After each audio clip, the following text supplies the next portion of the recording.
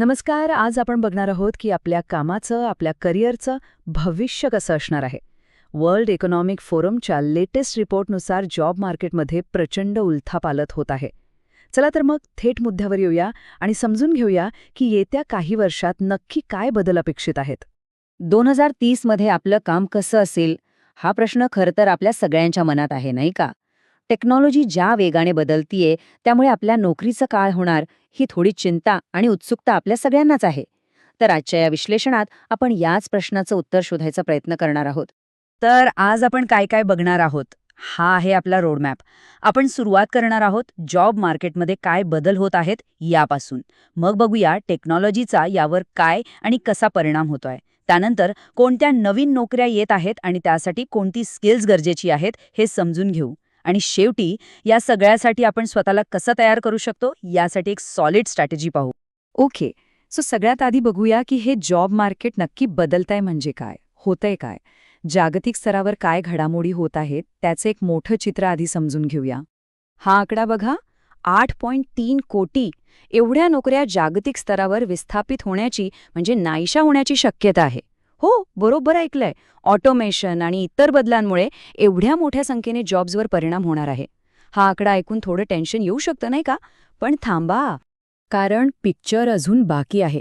जिथे 8.3 कोटी नोकऱ्या विस्थापित होत आहेत तिथेच तब्बल 8.5 कोटी नवीन भूमिका म्हणजे नवीन प्रकारच्या नोकऱ्या तयारही होत आहेत.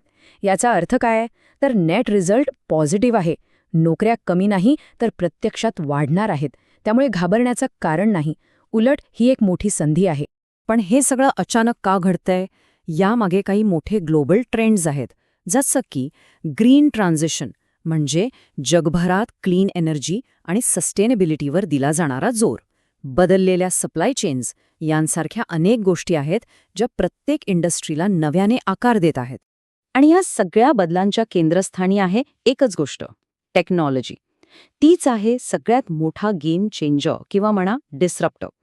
चला तर मग बघूया की कोणत्या टेक्नॉलॉजीज आहेत ज्या कामाचं स्वरूपच बदलून टाकत आहेत. इथे बघा, सगळ्यात मोठा वाटा आहे AI आणि मशीन लर्निंगचा. पण एक गोष्ट लक्षात घ्या की ह्या टेक्नॉलॉजीज फक्त जुनी कामं कमी करत नाहीयेत. उलट ह्याच टेक्नॉलॉजीज नवीन संधी निर्माण करण्याचं एक प्रकारे इंजिन बनले आहेत. सोबतच big data, cloud computing, cyber security यांसारख्या गोष्टींमुळेही कामाच्या पद्धतींमध्ये मोठे बदल होत आहेत. ओके, थिअरी खूप झाली. आता सगळ्यात महत्त्वाच्या आणि प्रॅक्टिकल भागाकडे येऊया. म्हणजे नक्की कोणत्या नोकऱ्या कमी होणार आहेत आणि कोणत्या नोकऱ्यांची मागणी प्रचंड वाढणार आहे. चला बघूया. ही टेबल बघा, पिक्चर एकदम क्लिअर आहे. एका बाजूला data entry, cashier, admin assistant सारखी रुटीन कामं आहेत जी ऑटोमॅट होत आहेत.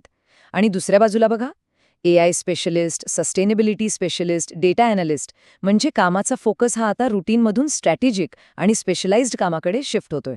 आता हे तर स्पष्ट आहे की जॉब्स बदलणार आहेत. आणि जर जॉब्स बदलले तर साहजिकच आहे त्यासाठी लागणारी स्किल्स सुद्धा बदलणार, बरोबर? यालाच म्हणतात स्किल डिस्रप्शन. चला याबद्दल थोडं अजून जाणून घेऊया. सोप्या भाषेत सांगायचं तर आज तुमच्या नोकरीसाठी जी स्किल्स आवश्यक आहेत त्यातली जवळपास निम्मी स्किल्स काही वर्षांनी रिलेव्हंट नसतील. म्हणजे 2030 पर्यंत 44% पेक्षा जास्त कोर स्किल्स बदललेली असतील. विचार करा, याचा अर्थ आहे त्याच नोकरीत टिकून राहण्यासाठी सुद्धा आपल्याला सतत नवीन गोष्टी शिकाव्या लागतील. मग आता प्रश्न येतो की शिकायचं काय? तर ही आहे भविष्यातल्या सगळ्यात वेगाने वाढणाऱ्या स्किल्सची लिस्ट. आणि इथे एक इंटरेस्टिंग गोष्ट बघा, यात ॲनालिटिकल थिंकिंग, क्रिएटिव्ह थिंकिंग सारखी ह्युमन स्किल्स आहेत, तर दुसरीकडे AI आणि बिग डेटासारखी प्युअर टेक्निकल स्किल्सही आहेत. म्हणजे काय तर फ्युचर हे टेक्नॉलॉजी आणि ह्युमन स्किल्सच्या बॅलन्सचं असणार आहे. दोन्ही तितकंच महत्त्वाचं. ठीक आहे, आता आपल्याला प्रॉब्लेम समजलाय, संधी दिसल्या आहेत आणि कोणती स्किल्स लागतील हेही कळलंय. आता सगळ्यात महत्त्वाचा प्रश्न, या सगळ्याची तयारी कशी करायची?